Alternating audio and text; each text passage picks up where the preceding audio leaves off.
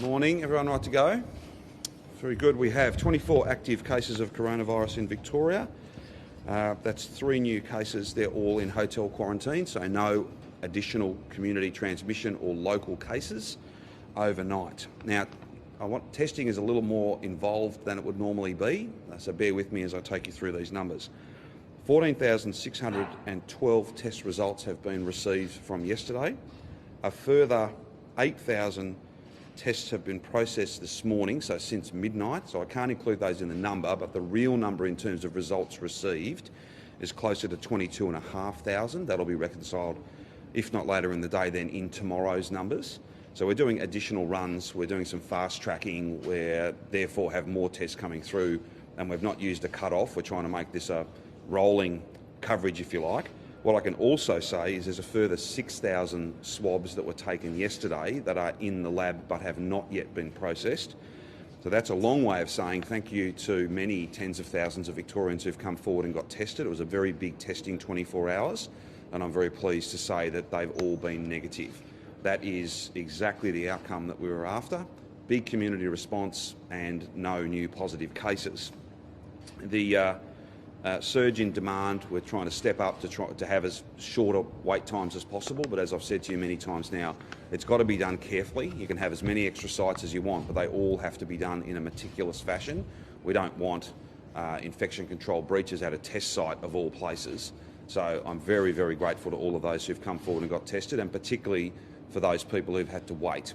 We have stood up additional sites, and we don't rule out standing up even more if we need to.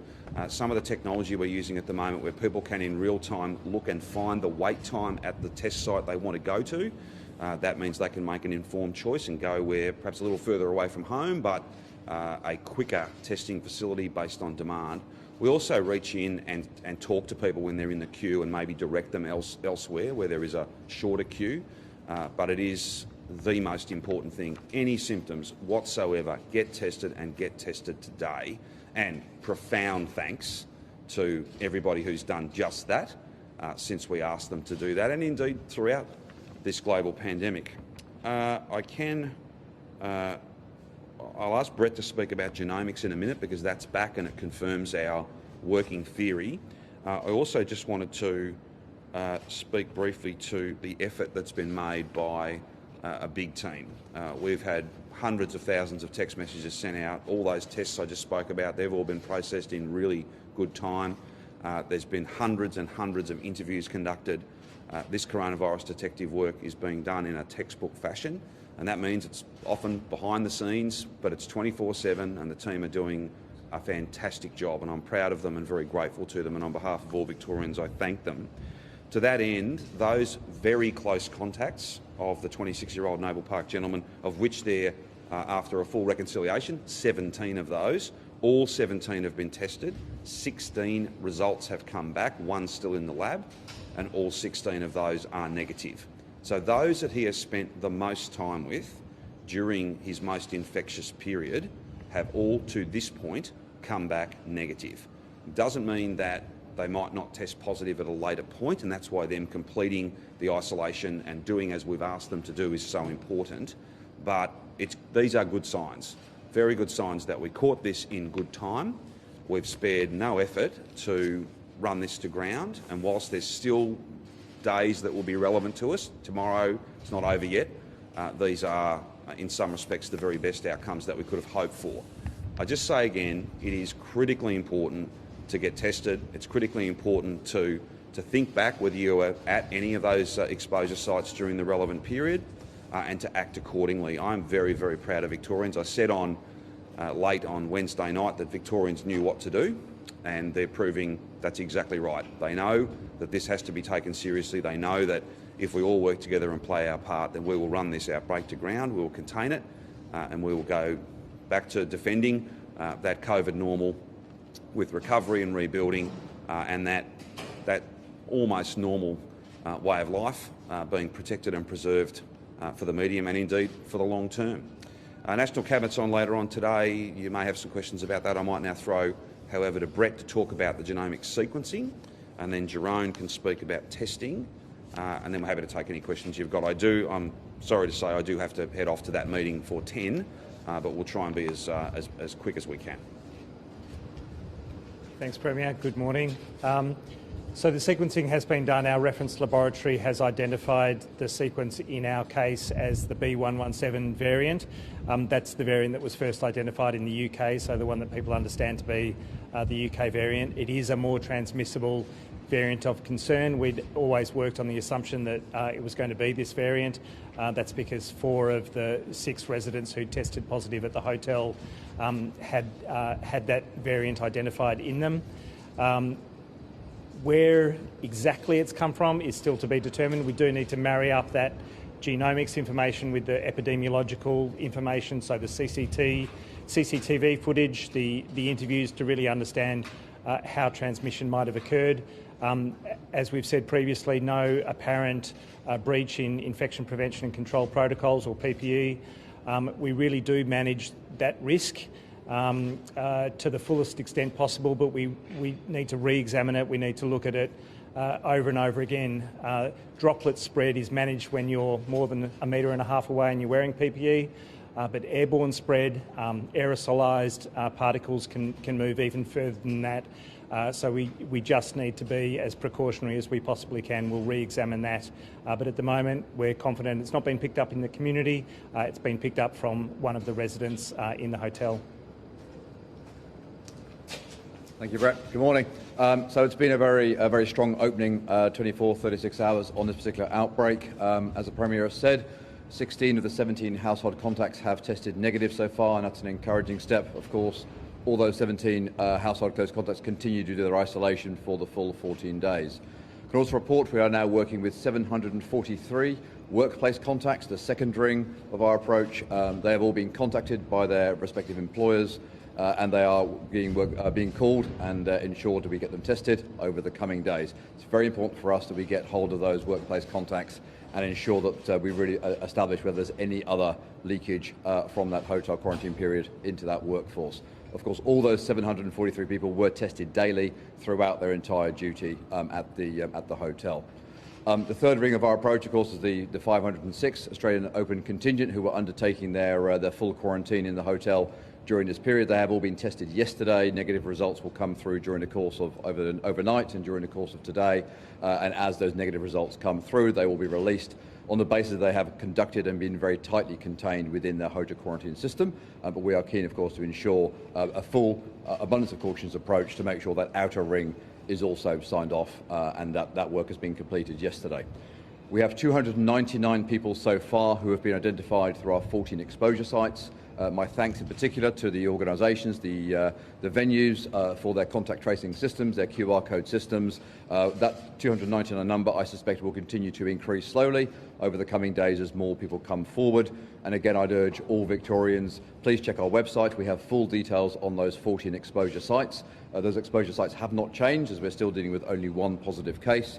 But it's important that we identify anybody who may have been at those exposure sites at those times, and we'll continue to work with those currently 299 people to ensure that they are tested and they continue to do their full isolation period. It's very important to us now that we really keep control of this and we run this to ground, having made a solid start. With regard to testing, I can confirm that the Premier's, as indicated, we're around 22,500 tests completed, for which we have negative results from yesterday, with a further 6,000 or so swabs on the machines right now, and those results will come through during the course of today.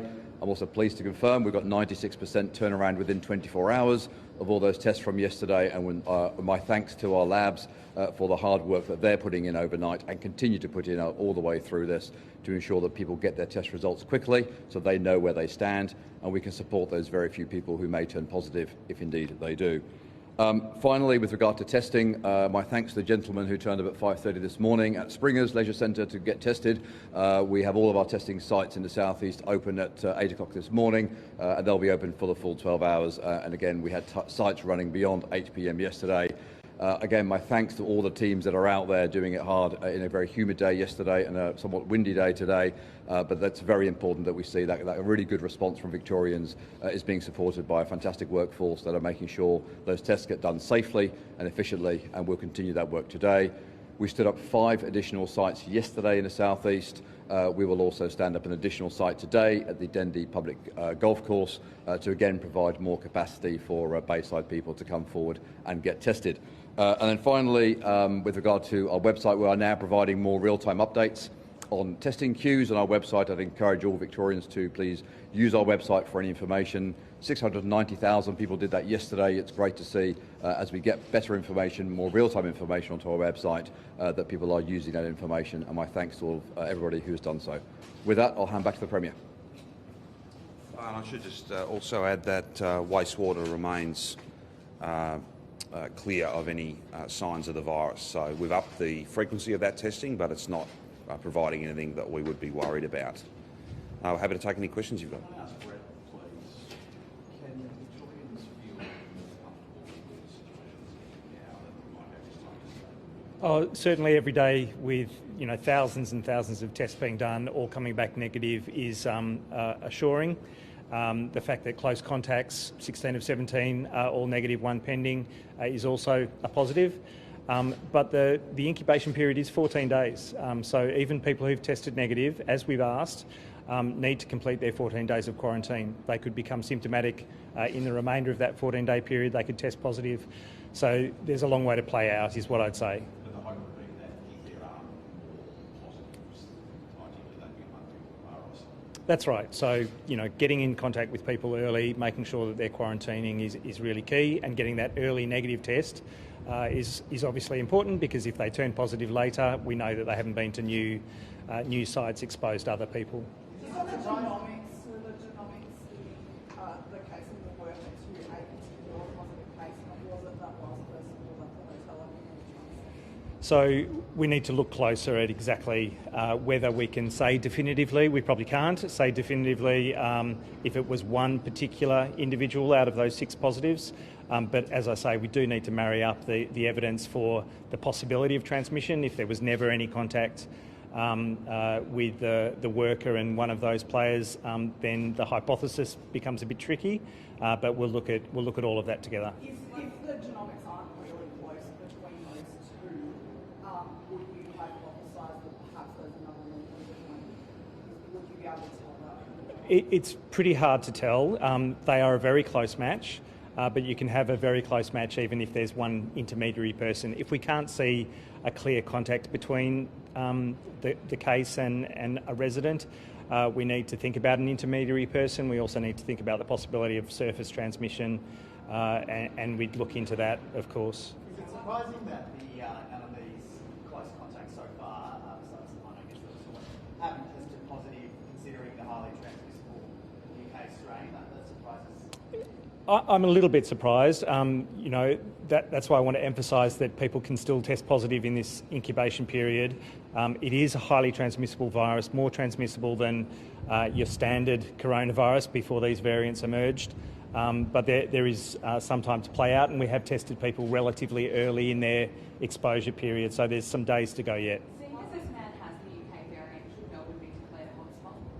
Well, it's really up to other jurisdictions to make decisions about travel for their purposes, which is what they're doing. But border closures have been a control measure. They've done their job, so I'm not going to criticise those decisions at all.